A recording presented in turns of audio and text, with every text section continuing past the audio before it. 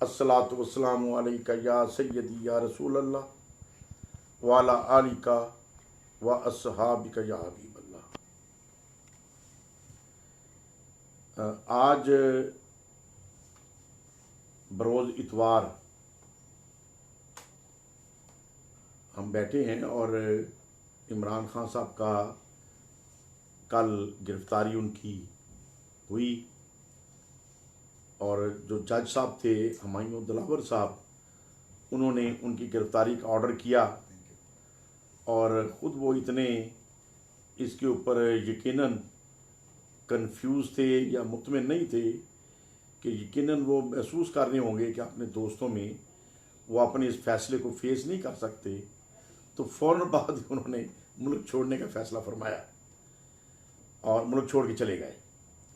तो बहरहाल इसके ऊपर लंबी बात मैं इंशाल्लाह एक दो दिनों में करूँगा कि आखिर क्या वजूहात हैं जहाँ खान साहब की कौन कौन सी गलतियाँ हैं जिनके ऊपर दोस्त भी समझाते रहे, मेरे जैसा बंदा भी बात करता रहा, लेकिन उन्होंने किसी के मशवरे पे अमल करना मुनासिब नहीं समझा और फिर बहरहाल रिज़ल्ट ऐसे आए कि जिसकी वजह से आज खान साहब भी परेशान है और उनसे तल्लुक़ रखने वाले भी परेशान हैं और हालात ज़ाहरी तौर पे उनकी फेवर में बिल्कुल भी नहीं है।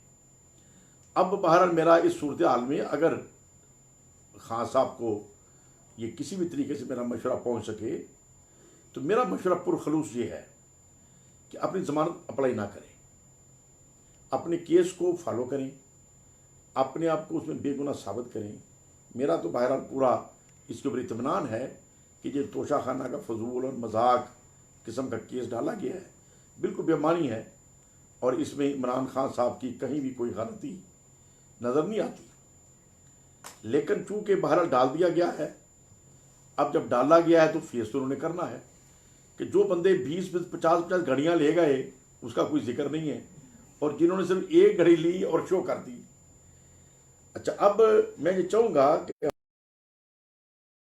घड़ी तो नहीं कोई किसी का ज़ाती तोहफा होता, वो तो स्टेट का तोहफा है और अब कानून जो बना हुआ है वो तो बहरहाल है, लेकिन मेरी अपनी ज़ाती जो राय है वो इसके थोड़ी बरक्स है कि घड़ी, जेवर, अंगूठी जब ये किसी को दी जाती है उसके ज़ात के लिए दी जाती है, लेकिन चूंकि अब कानून बना हुआ है कि वो आपका सरकारी खजाने में जाएगा, तोशा खाने में जाएगा और फिर वहाँ से दोबारा आप एक प्राइस दे के ले लें, तो खान साहब ने कानून फॉलो किया और दूसरों से हटकर 50% प्राइस इन्होंने खुद डिसाइड की।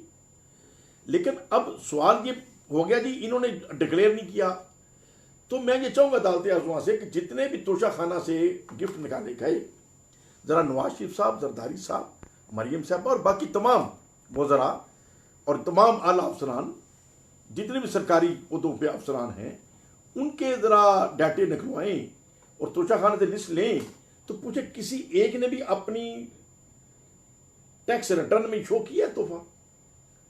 शायद किसी एक का भी आपको नहीं मिलेगा। जो लाखों खा गए उनकी फिक्र नहीं है, जिसे सिर्फ एक घड़ी ली उसका शोर है, घड़ी बेच दी और घड़ी भी वो जो खाना का ऐसे बात करते हैं जैसे किसी ने खाना का भी बेच दिया। खाना का वाली घड़ी है, खाना का भी तस्वीरें रोज बिकती हैं, या खाना का भी तस्वीर बेचना कोई जुर्म है? जो खान साहब ने घड़ी ली, क्या जुर्म है उसके अंदर? ली, तोहफा था, मुझे कोई तोहफा दे, अगर अच्छा नहीं लगता मैं तोहफा दूं, अच्छा नहीं लगता, लेकिन मैं बेच दूं, ना शरई जुर्म है ना कानूनी जुर्म है, इसमें कौन सा जुर्म है? लेकिन अब तमाशा बनाया हुआ है लोगों को बेवकूफ़ बनाने के लिए। बहरहाल इसके ऊपर मैं लंबी बात इंशाल्लाह ताला करूंगा एक आध दिन में कि खान साहब कहाँ गलत है, जो मिस्टेक्स हैं उनकी रियल, कि आखिर क्यों असेंबली से बाहर है, क्यों अदम एतमाद नहीं रोकी? किसी ने मना किया था क्या? अमेरिका ने आके वोट डाले। अच्छा, और फिर फौज का जो नाम लेते हैं ये तो बिल्कुल गैर मुनासिब है। कहीं अदम एतमाद में फौज खान साहब के खिलाफ नहीं थी, मैं तो ज़ाती तौर पर विटनेस हूं। और फिर ये कुरान पाक का भी हुक्म है कि अगर आप गवाह हैं तो गवाही जरूर दें, गवाही छुपानी नहीं चाहिए। और मैं आज ये गवाही जरूर देनी चाहता हूं, पहले भी मैंने इजहार किया, लेकिन आज मैं ये गवाही देनी चाहता हूं। खान साहब के खिलाफ जो मुकदमा आता है वो तो झूठे हैं, मेरा दिल मुतमिन नहीं है। खान साहब के ऊपर करप्शन का 1 रुपए का जुर्म साबित नहीं हो सकता, लेकिन उनके नीचे करप्ट बेशुमार लोग थे। ये अकल उनकी नहीं थी, समझ नहीं थी कि करप्ट लोगों को महफूज कैसे करना है। मेरे जैसे वर्कर भी उन्हें मशावरत देते रहे, और अगर मेरे जैसे बंदे के मशवरे का अमल कर लेते तो इन्होंने करप्शन कंट्रोल कर लेनी थी, निज़ाम बेहतर हो जाना था। लेकिन खान साहब का ये एक एरर है। एक बात मैंने किसी की पढ़ी कि एक बहुत पागल आदमी और बहुत अक्लमंद आदमी एक जगह पे जाकर बराबर हो जाते हैं। ये जुमला सुन के हैरत होती है, बहुत पागल और बहुत अक्लमंद बराबर कैसे हो गए? वो बराबर पता ही कहां होते हैं। वो कहते हैं कि ना पागल किसी की बात सुनता है, ना बहुत सियाना किसी की सुनता है, दोनों किसी के मानते नहीं है, तो वो दोनों बराबर एक लेवल पे हो जाते। तो खान साहब का भी ये लेवल हो चुका है, समझदार है लेकिन इतने समझदार हैं कि वो किसी के सुनते नहीं है। अब पॉलिटिकल मैनेजमेंट ये खान साहब को नहीं आती, शुरू से नहीं आती। लेकिन अदम एतमाद में तो मैंने खुद खान साहब को कहा था कि जनाब ये अपने जो आपके साथ मोहब्बत करने वाले हैं इनको तो राजी करें, जो आपके अपने हैं वही आपके खिलाफ जा रहे हैं। तो खान साहब ने इसकी परवाह नहीं की। अलीम खान साहब के बारे में मैंने बातें की, उसके वज़रा भी बैठे थे, हमारे चंद MPs भी बैठे थे, चीफ मिनिस्टर पंजाब उस वक्त बैठे थे। मैंने खुद इमरान खान साहब को कहा कि जनाब अदम एतमाद मरकज़ में हो रही है, मरकज़ में भी हुकूमत नहीं कायम रहनी, पंजाब में भी ख़त्म हो जानी है, लेकिन आप अलीम खान की तरफ भेजें उस्मान बुज़दार साहब को, उसको राजी करें। 9-10 MP उसके साथ हैं। और पूरी फिर खान साहब ने कहा नहीं वो तो कहता है मैं मुझे चीफ मिनिस्टर बना दें। मैंने कहा सर वो उसकी इलाके की ख्वाहिश है, होना तो वो है जो आपने फैसला करना है।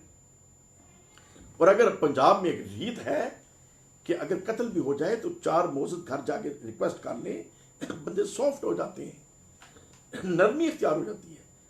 तो हम अगर उस्मान बुज़दार साहब को साथ लेके 3-4 वज़रा चले जाए, मैं साथ चलता हूँ, हम अलीम खान को राजी कर लेंगे और जहांगीर तरीन को भी मुतमिन करें।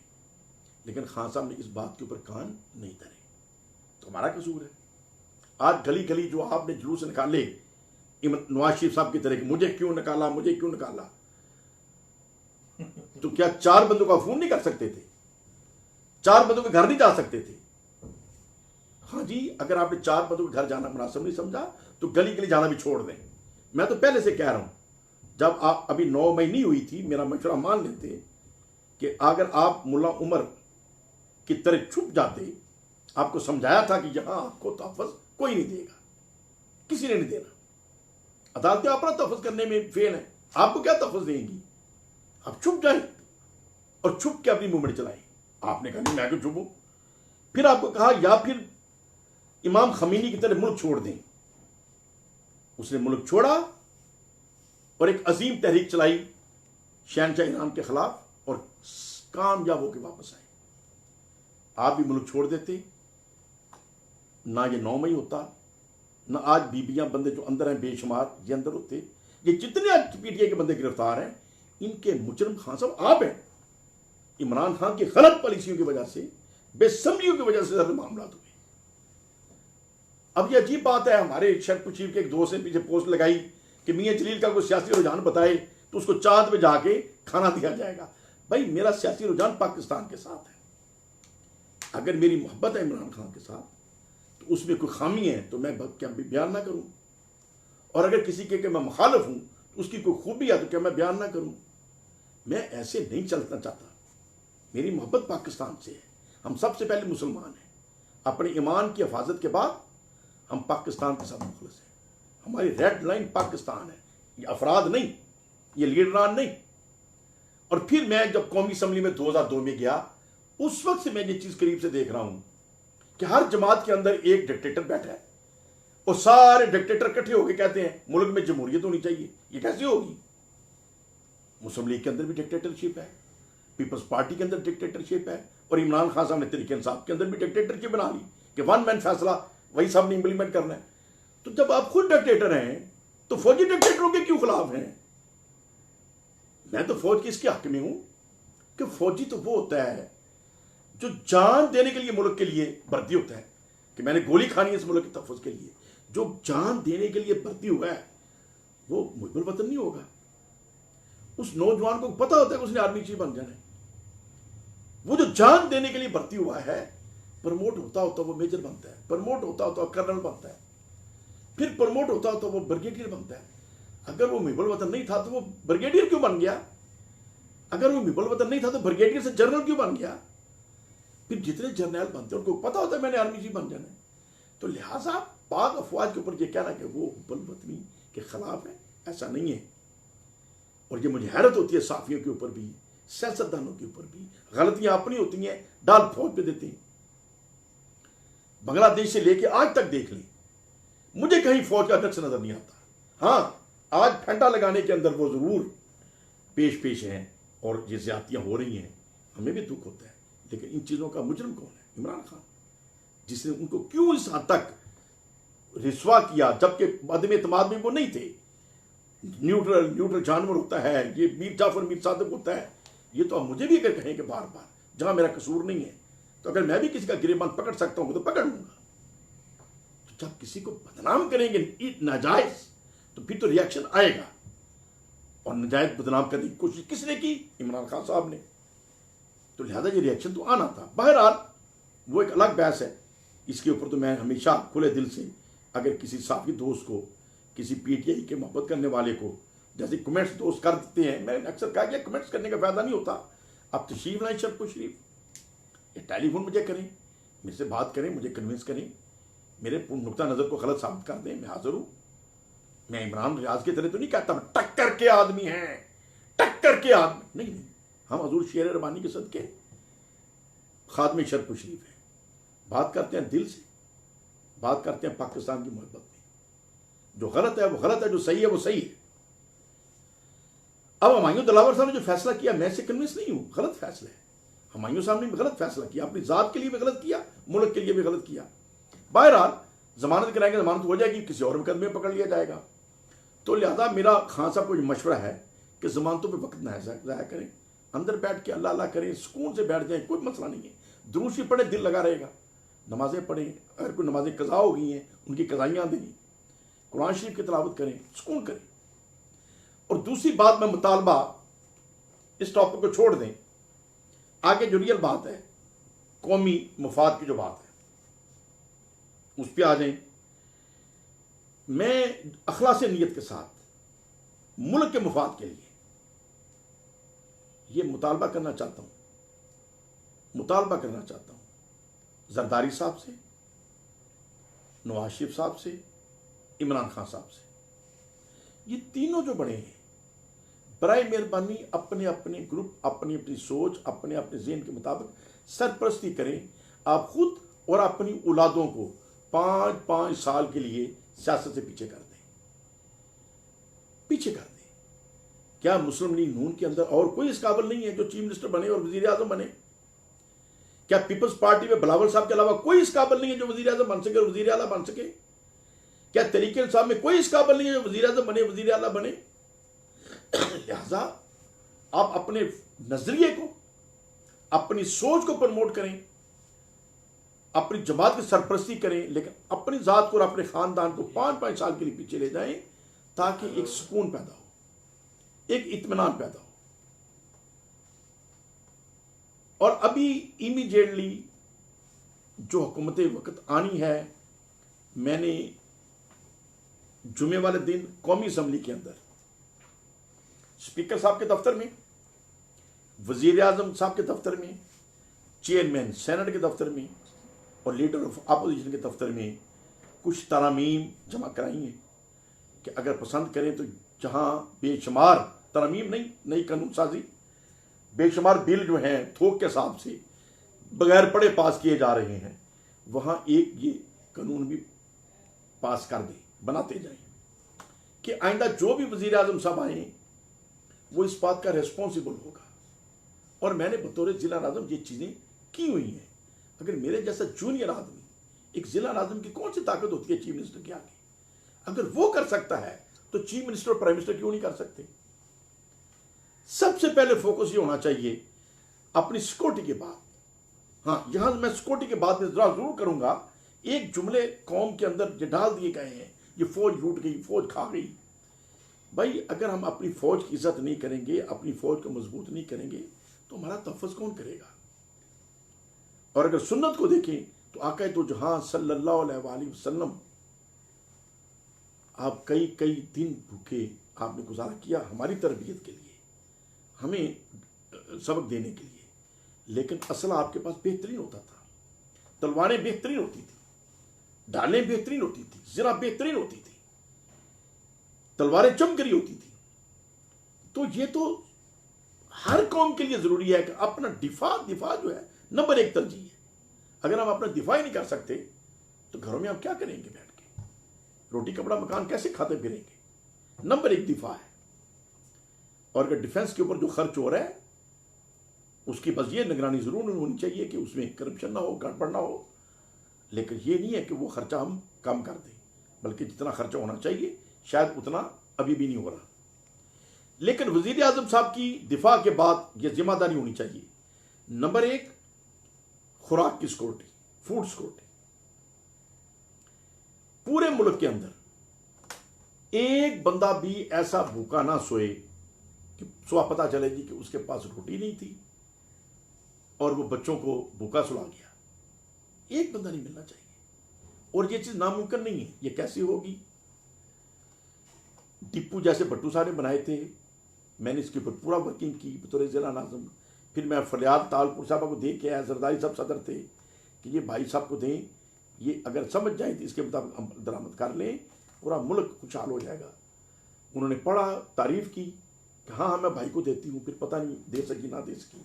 बहरहाल आज जो मैंने अमेंडमेंट ये जुमे वाले दिन जमा करवाई हैं, अगर इनके ऊपर प्राइम मिनिस्टर साहब, उनकी टीम, स्पीकर कौमी असम्बली तवज्जो करें तो इनको ना कानून साजी इसके ऊपर कर दें कि प्राइम मिनिस्टर जो है रिस्पॉन्सिबल होगा हर फर्द का, कराची से खैबर तक, उसकी खुराक की सिक्योरिटी का। आटा और बुनियादी दालें, आधा किलो आटा डेली के हिसाब से और आधा पाव दालें डेली के हिसाब से हर माह घर के जितने अफराद हैं उसके हिसाब से हुकूमत मुफ्त प्रोवाइड करे। नवाज शरीफ के घर भी, चौकीदार के घर भी, जरदारी साहब के घर भी,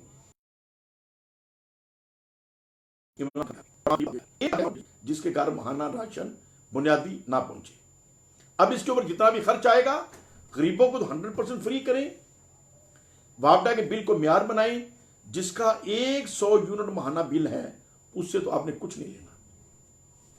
जिसका 100 से ज्यादा बिल है उसे 33% टोटल कास्ट जो महीना उसको सप्लाई किया गया है उसके अफराद के एतबार से उसको कास्ट करें।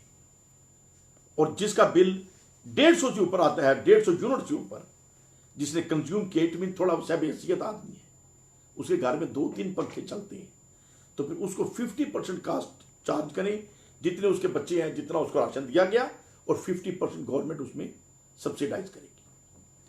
और इसके ऊपर आ जाते हैं जिनकी कास्ट जो है वो 200 यूनिट महाना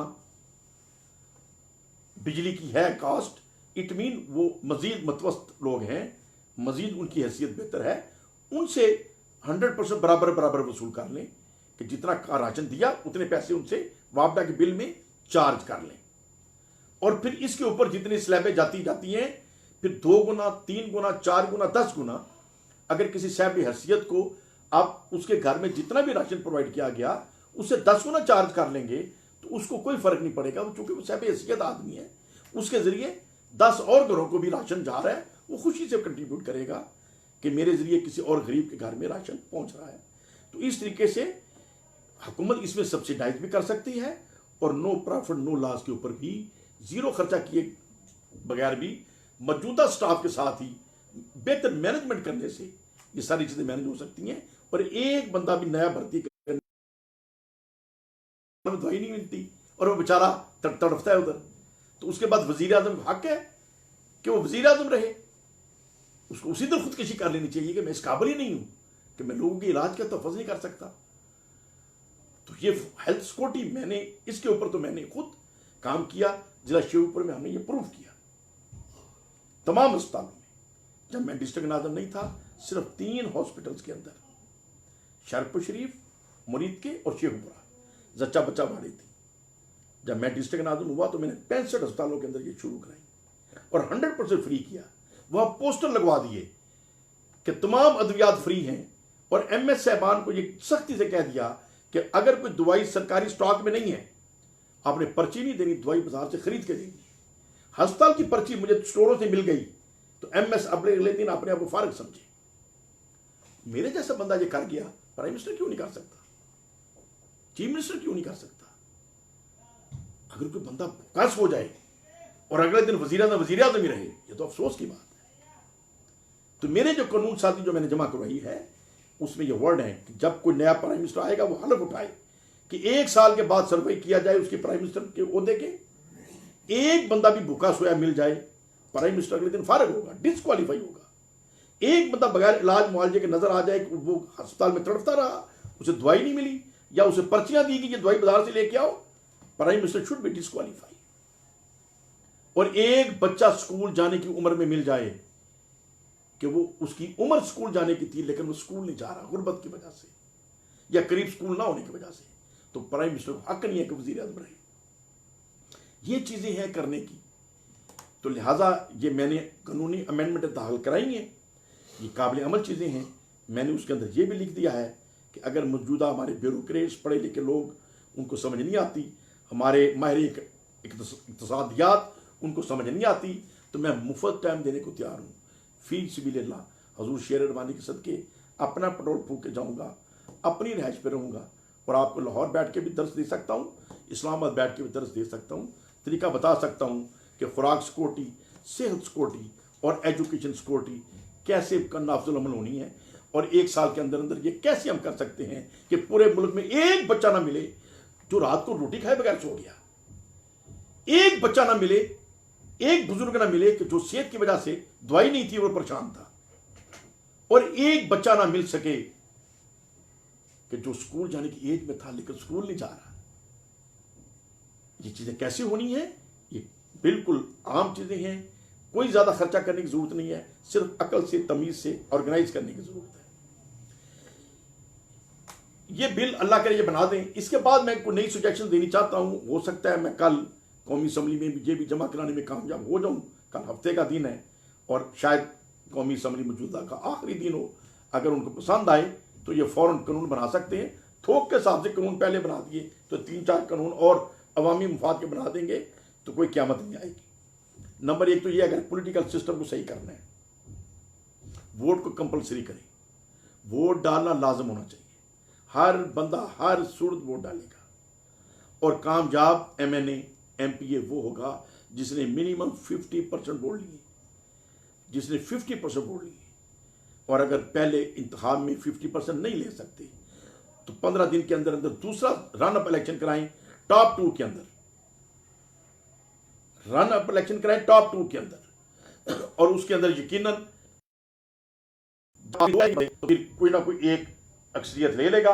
मे बी जो पहले दूसरे नंबर पे था रन अप में वो पहले नंबर पे चला जाए। तो बहरहाल ये अमेंडमेंट आनी चाहिए। अगर स्टेबिलिटी लेके आनी है तो वोट को लाजम करार दे दें।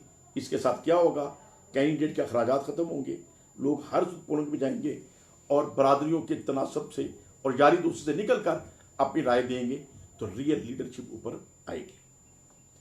और दूसरी बात यह है कि इलेक्शन जो होने चाहिए मुतनासिब नुमाइंदगी के ऊपर होने चाहिए कौमी असम्बली के। मैंने के लिए मैं नहीं समझता कि वो कोई हल्के का होना चाहिए, वो एक फिक्र और सोच का बंदा होना चाहिए। मुतनासिब नुमाइंदगी के ऊपर कौमी असम्बली के इलेक्शन हो और सूबाई असम्बली के इलेक्शन हल्का बंदियों के हिसाब से हो, जिन्होंने इलाके को लुक आफ्टर करना है, उस एरिया को लुक आफ्टर करना है, वो सूबाई असम्बली के बंदे होने चाहिए। और कौमी असम्बली के बंदे विजन वाले होने चाहिए मुतनासिब नुमाइंदगी के ऊपर। कि अगर कोई पार्टी कराची से लेकर पेशावर तक 20-20, 50-50, 70-70 वोट करके भी एक MNA के बराबर वोट ले लेते हैं, तो कम से कम एक नुमाइंदा तो उस फिक्र का कौमी असम्बली के अंदर जाना चाहिए। जिसके ज्यादा वोट होंगे उनके नुमाइंदे ज्यादा जाएंगे, जिनके थोड़े वोट होंगे उनके नुमाइंदे थोड़े हो जाएंगे। लेकिन कौमी असम्बली के बंदों जो हैं, इनका तसव्वुर, इनकी सोच, कानून साजी, आइन साजी और मुल्की दिफा और इंपोर्ट एक्सपोर्ट, हमारा जो बड़ा डिवीजन है उधर होनी चाहिए। गली नाली के चक्कर से इनको निकालें, गली नाली की फिक्र MNA को नहीं होनी चाहिए। ये मुतनासिब नुमाइंदगी के ऊपर लेके आए, वोट को लाजम करार दें, सुबह पॉलिटिक्स ठीक हो जाएगी। और कोई वजीर कौमी असम्बली से नहीं होना चाहिए, वो सदर पाकिस्तान की मर्जी के होने चाहिए, सब्जेक्ट स्पेशलिस्ट हों, जो भी हों, ताकि क्यों जब असम्बली से में से वजीर आते हैं तो प्रेशर ग्रुप बन जाते हैं। 10 MNA का ग्रुप कि हमारा एक वजीर लें, तो जब ग्रुप के ऊपर वजीर लिया जाएगा, प्रेशर के ऊपर वजीर लिया जाएगा, तो प्राइम मिनिस्टर उसका कुछ नहीं कर सकता। ये वो चीज़ है जो मैं इमरान खान साहब की गलतियों में से गलती भी नोट करता हूँ, और मेरी विजन भी था ये गलत हो रहा है कि जब आपने MQM को, मुस्लिम लीग काफ को, छोटे छोटे ग्रुपों को साथ लगा के हुकूमत बनानी पड़ी, तो क्यों हुकूमत बनाई? जब आप प्रेशर ग्रुपों के साथ हुकूमत बनाएंगे तो फिर अगर वो करप्ट भी होंगे तो आप उनको निकाल ही नहीं सकते। उनको निकालेंगे तो वो आपको वजारत उज़्मा से निकाल देंगे।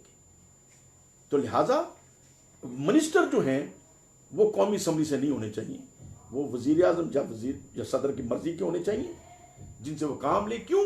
अगर वजीर करप्ट है तो बदनामी तो वजीर आजम की होती है। तो जब वजीर आजम मजबूर है एक ग्रुप के बंदे को वजीर रखने का, तो उसका रिस्पॉन्सिबल वजीर आजम क्यों हो?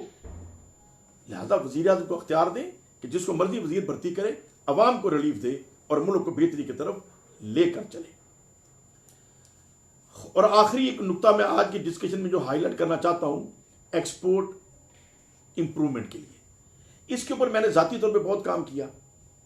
इसकी इंप्रूवमेंट को समझने के लिए मैंने तुर्की का स्पेशल विजिट किया, मैंने जापान का विजिट किया, मैंने जो हमारे फार ईस्ट के कंट्रीज हैं, हांगकांग, चाइना, उसके विजिट किए, ये समझने के लिए कि हम अपनी एक्सपोर्ट कैसे बढ़ा सकते हैं। पाकिस्तान इतना खूबसूरत खिता है, अल्लाह ताला की इतना करम है इसके अंदर, मुझे दुनिया का कोई मुल्क इसके लेवल का नजर नहीं आता। हमारी जो अफरादी कुव्वत है बेहतरीन है, बेहतरीन है। अब भरोसा तो करें, लेकिन एक एक्सपोर्ट के लिए हमें एक स्टेप उठाना पड़ेगा एक्सपोर्ट इंप्रूव करने के लिए, कि तमाम एम्बेसीज के अंदर मैंने इसके ऊपर काम किया, इसकी ब्रीफिंग बनाई। और शाह मोहम्मद कुरैशी साहब जब वजीर आजम थे, जब वजीर खारजा थे जरदारी साहब के दौर में, मैंने इनको जाके वजारत खारजा दफ्तर में जाके वो ब्रीफिंग दी, थोड़ा गाइड किया, जबानी डिस्कशन की। उन्होंने बस मेरा दिल रखने के लिए बातें मुस्कुरा के हंस के सुन ली, कागज रख लिया, जी जी जी जी जलील साहब मैं देखूंगा, मैं जरूर करूंगा। लेकिन मेरा अंदाजा है कि उन्होंने मेरे वो कागज नहीं देखे होंगे, अफसोस की बात है। लेकिन अगर आज भी मेरे साथ शाह कुरैशी साहब बैठ जाएं, डायलॉग करें, और मैं साबित करूंगा कि उनके अंदर कितनी अकल है और मुझे अल्लाह ताला ने क्या समझ दी हुई है। ये तो पहले भी एक डिस्कशन में कह चुका। बैठ जाए मेरे साथ इमरान खान साहब, बैठ जाए नवाज शरीफ साहब, बैठ जाए जरदारी साहब, जरा मेरे साथ अपना भी मुकाबला करें। ये मैं अल्लाह के खौफ से डर के कहता हूं। और आज मैं क्यों ये बातें कर रहा हूं, मैं इनकी नलायकियां देख देख के गुस्सा आता है। इतना प्यारा मुल्क, इतना खूबसूरत मुल्क, यार आपने अपने नाम में बेड़ागर कर दिया। जिस तरीके से इराक के सियानों ने बेड़ागर इराक का कर दिया, लीबिया के सियानों ने लीबिया का बेड़ागर कर दिया, आप सारे सियाने इकट्ठे होकर मुल्क का बेड़ागर कर रहे हैं। पाकिस्तान का एक अजीम मुल्क अल्लाह ने हमें जो तोहफा दे दिया। तो एक्सपोर्ट के ऊपर जो मैं बात कर रहा हूं, इसके ऊपर भी कानून साजी हो जानी चाहिए कि हमारे जो एक्सपोर्ट डिपार्टमेंट्स हैं, जो हमारे कॉमर्स के डिपार्टमेंट है, जिनका एक नुमाइंदा हर एम्बेसी में बैठे, जिसको कहते हैं कि कमर्शियल अताशी, हर एम्बेसी में बैठे, तो कमर्शियल अताशी और उसकी टीम, उनके लिए आप टोटल एक्सपोर्ट जो आज उस मुल्क के अंदर एक्सपोर्ट हो रही है, उनको टारगेट दें कि आपने इसको डबल करना है। पाकिस्तान सारा आपकी इंडस्ट्री है, और वो मुल्क मिसाल के तौर पे हमारे कमर्शियल अताशी कनाडा में बैठे हैं, तो कनाडा सारी को वो कमर्शियल अताशी अपनी मार्केट समझे और पाकिस्तान को अपनी फैक्ट्री समझे। पाकिस्तान के अंदर कपास हो रही है, आलू भी उगे आ रहे हैं, गारमेंट्स हो रहे हैं, कारपेट बन रहे हैं, हैंडीक्राफ्ट बन रहे हैं, बेशुमार चीजें हैं, वो समझे सारी मेरी फैक्ट्री है और कनाडा मेरी मार्केट है। तो कनाडा में से वो इंपोर्टर ढूंढे, पाकिस्तान के एक्सपोर्टर ढूंढे, उनके कम्बिनेशन कराए, अपने टारगेट को अचीव करें। जितनी आज एक्सपोर्ट है इसको टारगेट दें कि इसको डबल करें, और उसके ऊपर उन्हें बेनिफिट थोड़ा दें। जो भी एक्सपोर्ट हो, एक रिबेट का एक पोर्शन उन अफसरान की हौसला अफजाई के लिए तनख्वाह के अलावा उन्हें मिलना चाहिए, ताकि वो शौक से करें। तो इस तरीके से अगर ये पॉलिसी, मैंने शाह मोहम्मद कुरैशी साहब को कहा था कि जनाब आप जितने भी एम्बेसीज के अंदर बैठे हैं, हमारे कमर्शियल अताशी, इस्लामाबाद में इनकी कॉन्फ्रेंस रखें, मुझे साथ इनवाइट करें, मैं इनको गाइड करता हूं कि कैसे आपने अपनी एक्सपोर्ट बढ़ानी है, और कमर्शियल अताशी को हौसला अफजाई करें, अपने अपने मुल्क में चले जाएं, पाकिस्तान पूरा उनकी फैक्ट्री है और वो पूरा उनकी मार्केट है। वो एक एक बंदे का कोऑर्डिनेशन कराएं, हमारे एक्सपोर्टर का वहां के इंपोर्टर के साथ शौक से करें और उन्हें थोड़ा एक इंसेंटिव जरूर दें। तो दिनों में आप देखेंगे कि मैं ये समझता हूं अगर आप ये पॉलिसी नाफिज कर दें और मुझसे मजीद मशवरा ले लें, जो भी सियाने इस्लामाबाद में बैठे हुए हैं, तो पाकिस्तान की एक्सपोर्ट 2 सालों के अंदर मैं डबल का चैलेंज देता हूं। अगर आज 1 अरब की एक्सपोर्ट हो रही है तो 2 सालों में 2 अरब की ना हो तो मैं सियासत छोड़ दूंगा। तो बहरहाल मेरी आज की गुफ्तगू के अंदर जो इंपॉर्टेंट चीज़ है समरी में फिर पेश कर देता हूं। वोट का लाजम करार देना, इलेक्शन मुतनासिब नुमाइंदगी के ऊपर होना, MNS में से किसी को मिनिस्टर ना लेना, बल्कि बाहर से मिनिस्टर लें, वजीर आजम साहब, सदर साहब, जिसको भी लेना है, और जो भी प्राइम मिनिस्टर पाकिस्तान बने वो खुराक सिक्योरिटी, सेहत की सिक्योरिटी नंबर 2 और तीसरे नंबर पर तालीम की जो सिक्योरिटी है, इसका वो रिस्पॉन्सिबल होगा। अगर 1 साल के बाद उसकी वजारत उज़्मा की सर्वे करें, अगर एक बच्चा भी मिल जाए जो भूखा सो गया था, एक बच्चा मिल जाए जिसका इलाज नहीं हो सका, एक बच्चा मिल जाए जिसको स्कूल नहीं दाखिल कराया गया, तो फौरी तौर पे वजीर आजम बगैर दलील के, बगैर बहस मुबासे के डिसक्वालीफाई होना चाहिए 5 साल के लिए कि तुम इस काबिल नहीं हो कि प्राइम मिनिस्टर हो। और सेकंड नंबर, एक्सपोर्ट को इम्प्रूव करने के लिए, ताकि दुनिया के साथ हमारे अच्छे रिलेशन पैदा हों। जो हमारे कमर्शियल अताशीज़ हैं, इनकी हौसला अफजाई करने के लिए उनको इम्प्रूव करें, उनकी एजुकेशन करें, उनके वर्कशॉप्स करें और उनको रिस्पॉन्सिबिलिटीज दें। अपने अपने मुल्क को वो अपनी मार्केट समझें, पाकिस्तान को अपनी फैक्ट्री समझें और पाकिस्तान और उस मुल्क का अपना कम्बिनेशन बनाएं। तो देखिए दिनों में पाकिस्तान कैसे खुशहाल होता है। शायद 2 साल अगर इन चीज़ों के ऊपर अमल कर लें तो मेरे ख्याल में पाकिस्तान कर्जा देने वाले मुल्कों में आ जाएगा बजाय कर्जा मांगने के। अल्लाह ताला हमारे कायदीन को समझ अता फरमाए, अपने ज़ाती अना, अपने ज़ाती ख़ानदान, अपनी ज़ाती पार्टी का सोचने की बजाय मुल्क का सोचें, अवाम का सोचें और अपनी कब्र को ख्याल रखें। आगे जाके हिसाब देना है। अल्लाह ताला हमें नबी पाक के सदके कब्र के हिसाब से में पास करे। वाखिर दावाना अनिल हम्दुलिल्लाहि रब्बिल आलमीन।